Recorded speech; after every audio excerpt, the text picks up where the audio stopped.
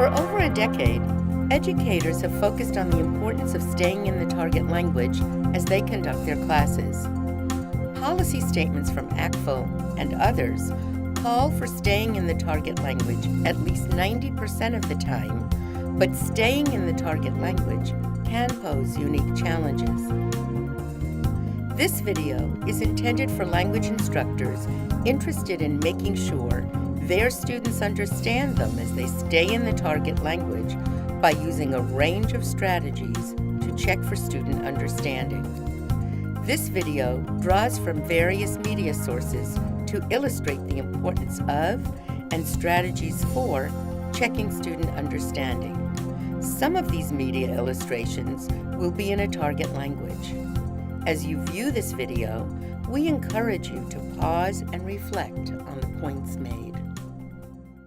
So I think that you will agree that we've made a lot of progress over the past few years about moving that agenda forward, that more and more teachers are staying in the target language for the vast majority of the time in the classroom. But it's not, you'll agree with me, I think, it's not just staying in the target language. Don't we also agree that the target language has to be comprehensible for kids? So the second piece of the puzzle is that we've all spent a lot of time working on what does comprehensible input mean, what does comprehensible input look like, and how do I do it? So a lot of time has been spent on that. All right, so two pieces of the puzzle: target language use, comprehensible input. So that means that the kids are listening and processing and learning everything that's coming out of our mouths or the mouths of the other source, right? Well, we don't know. So the only way we know is now the next part of the equation is checking for comprehension, checking their understanding. And this is not something that we own as foreign language educators. If you read general education research, you know this is a big topic in general education, the general education field. So checking for understanding or checking for comprehension is the next part. Why put all that effort and energy into speaking in the target language, making comprehensible input with all those visuals and props and puppets and everything else we do to make it comprehensible, only to never know, are they really getting it, or to have only a small portion of the kids get it? So that's why this topic is being addressed today. So we have some can-do statements for you that at the end of this session today, we hope that you will be able to say that I can explain why checking for comprehension is not only important, but essential. That you can say, I can identify various types of strategies to check for comprehension.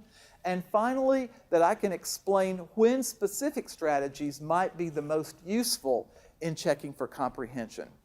Now, one of the things that you're going to need to use during the course of today is a whiteboard. You probably don't see any whiteboards at your table, but we're going to make a whiteboard right now. So if each of you will take a sheet protector, and if you will take a white piece of paper, and you see this is nice heavy stock, because a colleague of mine said this helps stabilize this and make it even sturdier. So you're going to put the white sheet of paper inside the sheet protector.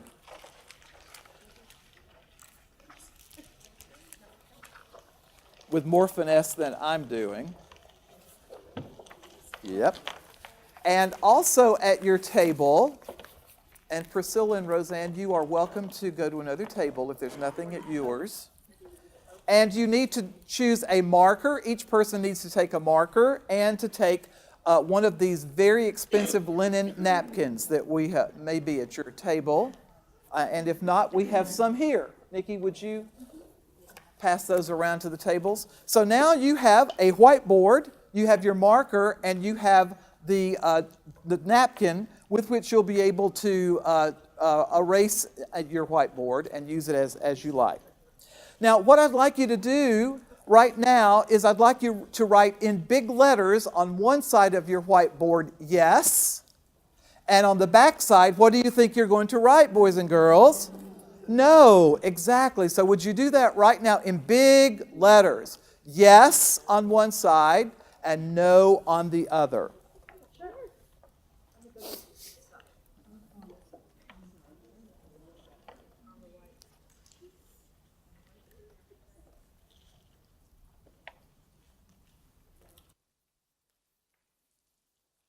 Okay, everybody got that done? So we wanted to start with what we think is an absolutely enormously stimulating video.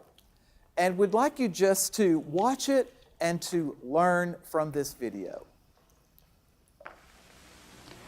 For a number of years now, work has been proceeding in order to bring perfection to the crudely conceived idea of a transmission that would not only supply inverse reactive current for use in unilateral phase detractors, but would also be capable of automatically synchronizing cardinal grammeters.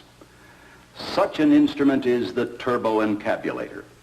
Now, basically, the only new principle involved is that instead of power being generated by the relative motion of conductors and fluxes, it is produced by the modial interaction of magnetoreluctance and capacitive diractance. The original machine had a base plate of prefamulated amulite surmounted by a malleable logarithmic casing in such a way that the two spurving bearings were in a direct line with a panametric fan. The latter consisted simply of 6 hydrocoptic Marsal vanes so fitted to the ambifacient lunar wane shaft that side fumbling was effectively prevented. The main winding was of the normal Lotus O delta type placed in panendermic semi-boloid slots of the stator, every 7th conductor being connected by a non-reversible Tremie pipe to the differential girdle spring on the up end of the Grammys. The turboencabulator has now reached a high level of development, and it's being successfully used in the operation of Nofertronians. Moreover, whenever a fluorescent score motion is required, it may also be employed in conjunction with a drawn reciprocation dingle arm to reduce sinusoidal repleneration. It's not cheap, but I'm sure the government will buy it.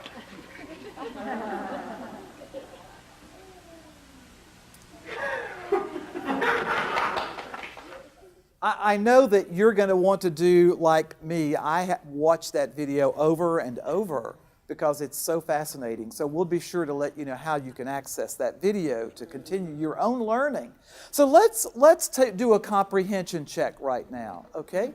So using your whiteboards, I'm going to put some questions up on the screen, and I'd like you to hold your whiteboard up high with your weigh-in, yes or no. That statement is yes, correct, or no. So the first statement is, scientists have invented a new airborne shuttle. Raise your vote yes or no. Hold it up high. We're somewhat undecided here. Okay. Yeah. Next question. The invention has many sophisticated working parts, including a dingle arm. Wow, look at that. Look around. And the last one, the new invention is expensive, but will be bought by the government. Look at that, Mimi.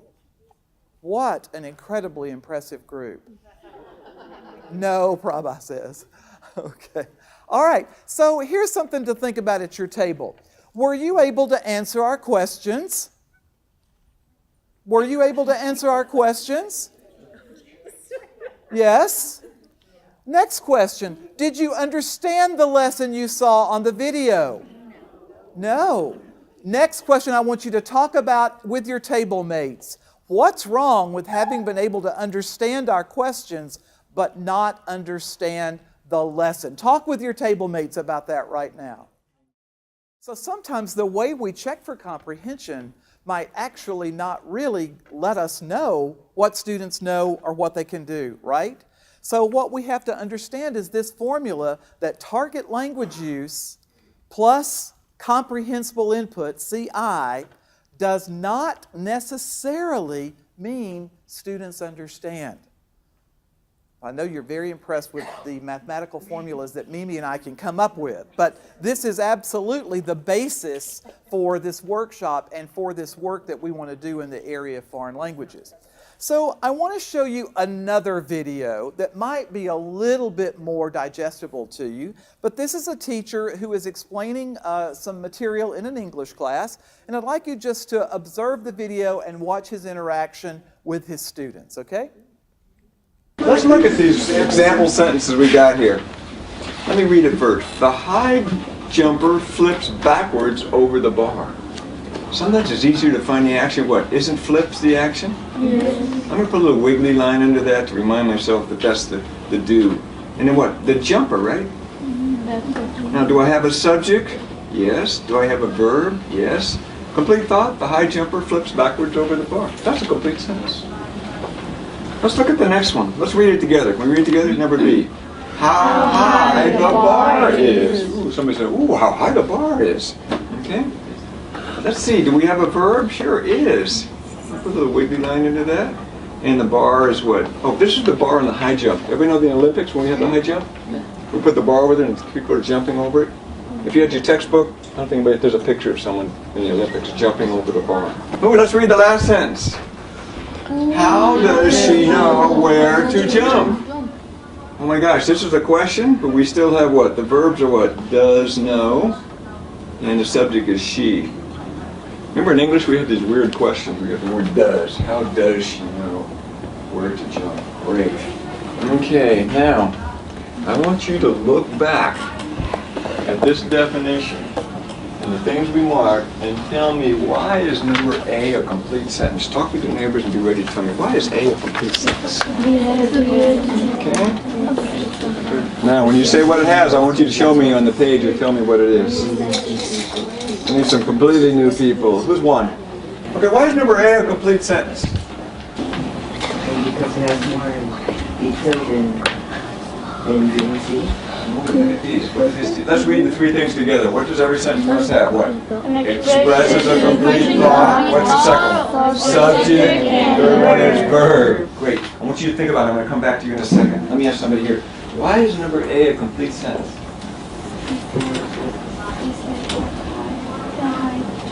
And the jumper is which part? Right, and what's the flips? Okay, great. It has a subject and verb, doesn't, and a complete thought. So tell me again, so why is number A a complete sentence? What does it have? Right, it's a complete thought, isn't it? It makes sense when you read it.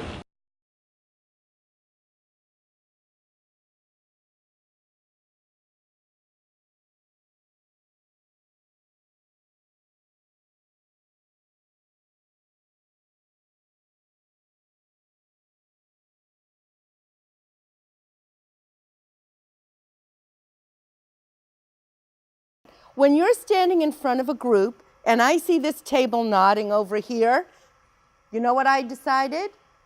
You all understood and answered. It's as though one or two students showing me they know becomes the evidence for the entire group.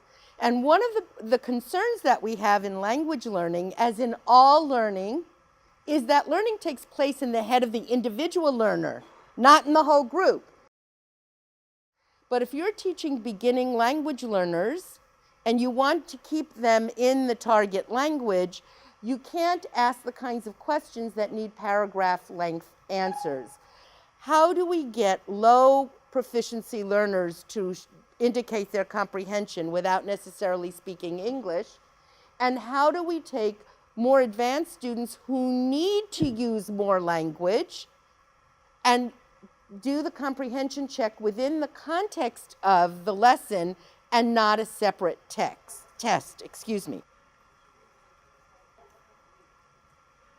One of the things that our strategies we want our immersion teachers to learn right from the start is watch the kids. The kids are telling you whether they're with you or not.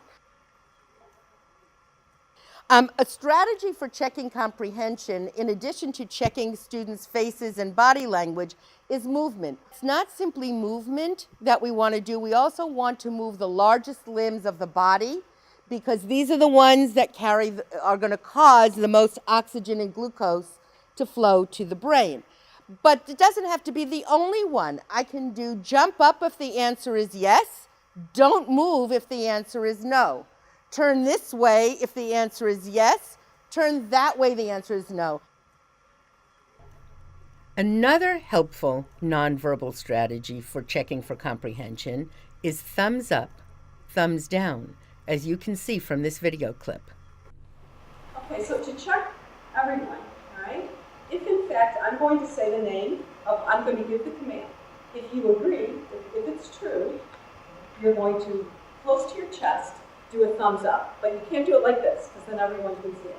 Close to your chest, thumbs up, true. Thumbs down, not true. Thumbs across, I just don't know yet. I'm not sure.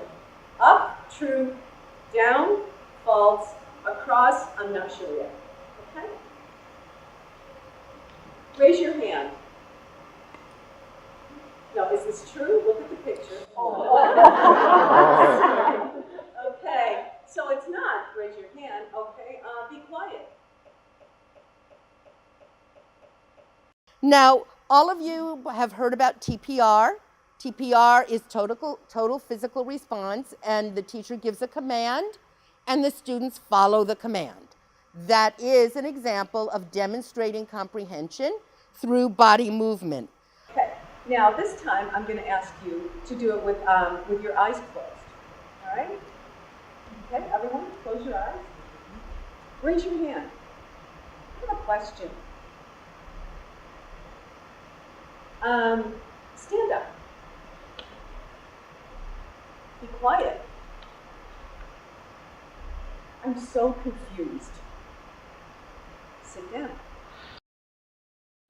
So, our vocabulary words for today are stand, sit, walk, stop, and turn. So Junior is going to demonstrate these words. All right, big boy, you ready? Yeah, man. Stand. I'm ready. Okay, stand. Sit. Stand. Sit.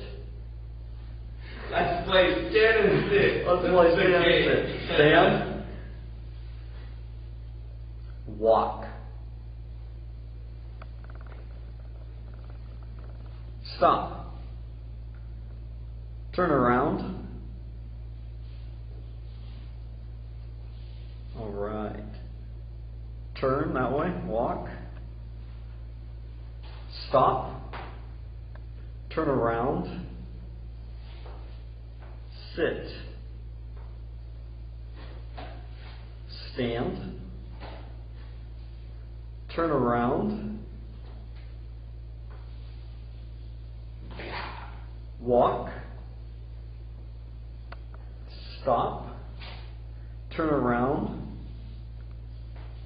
Walk. Stop. Turn around. Sit down. Junior, fantastic job. Make my sentence true. It is a descriptive statement, and the student does what the teacher has described. 和跟波的图，对不对？衬衫，衬衫，举起来，举起来，举起来，好吗？很好，衬衫，谢谢。Make my sentence true. Let's do this one together. So, for example, on your whiteboard, make my sentence true. There is a house. I didn't ask to show. Don't show me yet. There is a house. The house has 3 windows. The house has a door.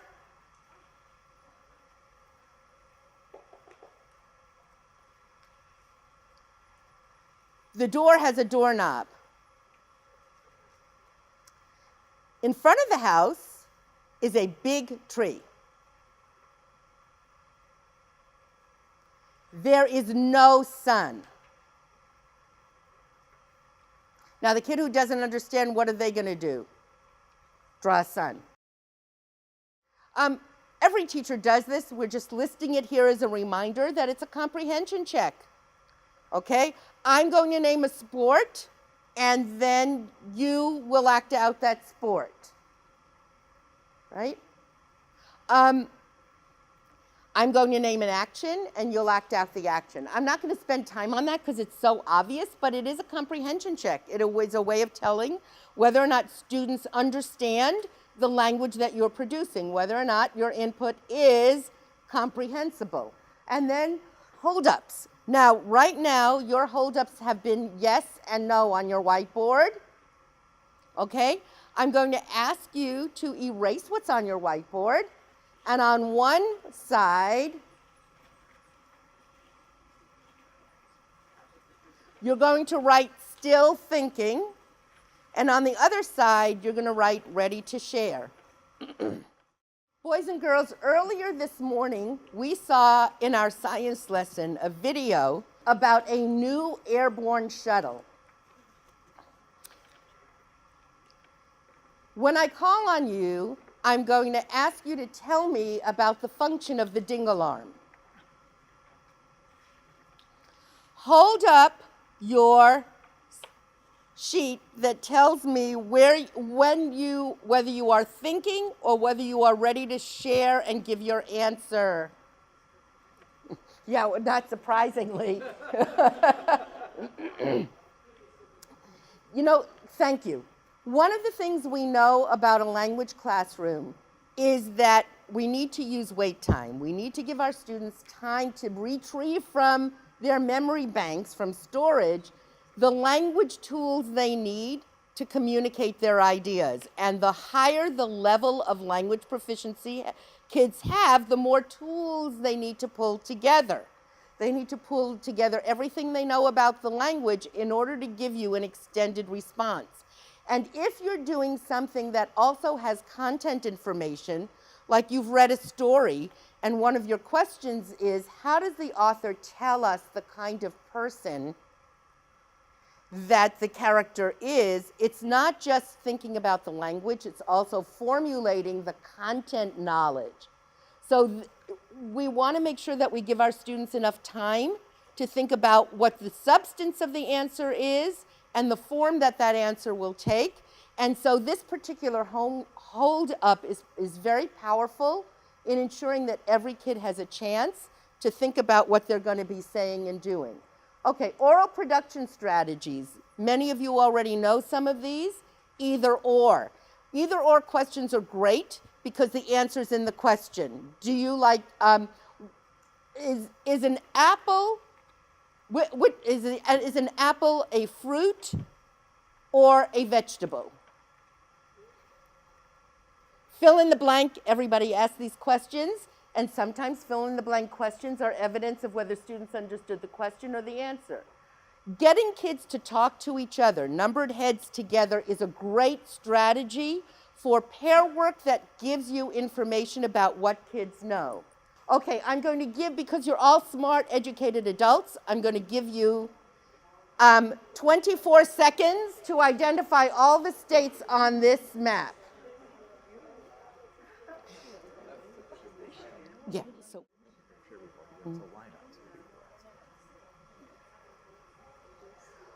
Okay, now, at your table, count off so everybody has a number between 1 and 3. 1, 2, 3, 1, 2, 3, 1, 2, 3, okay? No number greater than 3. If there's more than 3 people, you can start with 1 again. Okay, everybody, 1, 2, 3, 1, 2, 3, 1, 2, 3. Everybody got a number? Number 1s, raise your hand. Number 2s, raise your hand. Number 3s, raise your hand. I see some people who didn't raise their hand. I'm going to see you at 11:30 right here to talk about your participation grade. All right, person number 2, get your whiteboard ready. Person number 2, you are representing your whole group. You are representing your whole group's answer, person number 2. Person number 2, what is the name of this state? 1, 2, 3. Michigan, what did you say? Still thinking. All right, so I can use my whiteboards to check for comprehension. Now I can do this another way. Ready? Boys and girls, person number 3 has the whiteboard. You are representing the answer for your entire group. The name of this state is Illinois. Yes or no? I want to see whiteboards just from person number 3. Okay. All right. Now, person number 1. Person number 1, you are representing your entire group. Please stand, person number 1. Come on, Mike. Up, up, up. Okay, good one, Lee. Thank you. Okay, person number 1. When I point to you, Greg said I cannot point using the laser pointer at people. When I point to you, name this state. Mike, you knew I was going to pick on you. I only pick on people I love. What is it? Iowa? One of the things about numbered heads together, that's the name of this strategy, is that the directions are make sure everybody in your group knows the answer. So when I say number 2, you're representing your entire group, and person number 2 gets it wrong, what's the rest of the group going to go? No, that's not right. That's not right. And because I have my whiteboards, I can collect information about the entire group from one person. So I can very quickly know if everybody knows. And if I see that Mike says the name of that state is Larry and the people at his table don't correct him, right? Then I know 3 people don't know, not just that one person doesn't know, right? So this numbered heads together and a whiteboard response, a thumbs up, thumbs down response are usually a good strategy. I prefer the whiteboards because if you do thumbs up, thumbs down, like when I said the name of this state is Illinois, the kids just look around. Now, or this person says Iowa, and pretty soon, everybody's saying Iowa because they've heard it from someone else and not necessarily evidence that that one group knows it. And remember, what we're looking at here are ways to monitor comprehension from as many students as possible.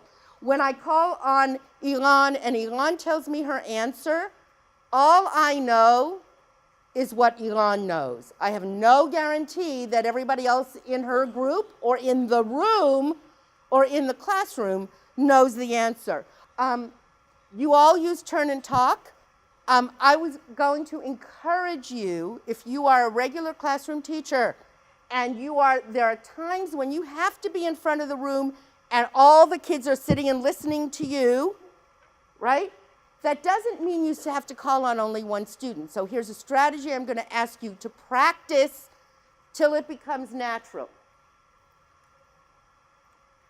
What is the capital of Montana?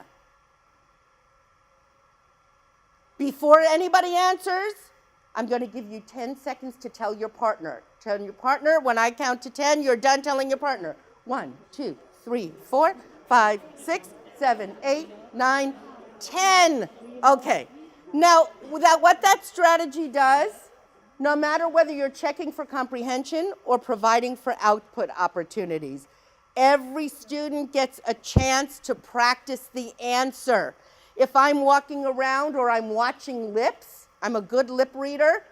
I can even tell when kids are speaking English. You know why? Their lips move faster. If they're speaking in the target language and they're novices, no way their lips move the way they do when they're speaking their native language. So I can almost tell without even walking over to every student who's on task and who's not, and who knows and who doesn't. So 3 big ideas you heard today. Call them out as we're getting ready to leave. 3 big ideas. One of them. Nonverbal strategies. Great. Another big idea. Nikki. Yay. Another big idea. Prabha. Whiteboards. Okay, great. By the way, did it take long to make those whiteboards? No. Now, if you sit home and try to make them, it's going to take you a long time. It takes the kids 10 seconds. They're ready to go. 2 strategies you'll use right away. Whiteboards. Numbered heads together. Okay. And one aha moment. Like, wow, I never thought of that. I did not know that ding alarms were as important as they are. All right, last thing, as this session ends, can you explain why checking for comprehension is essential? Can you identify various strategies? Can you explain when you use strategies for different kinds of learners, different proficiency levels? Thank you for staying 2 minutes beyond our time. And if I never see you again, have a wonderful life.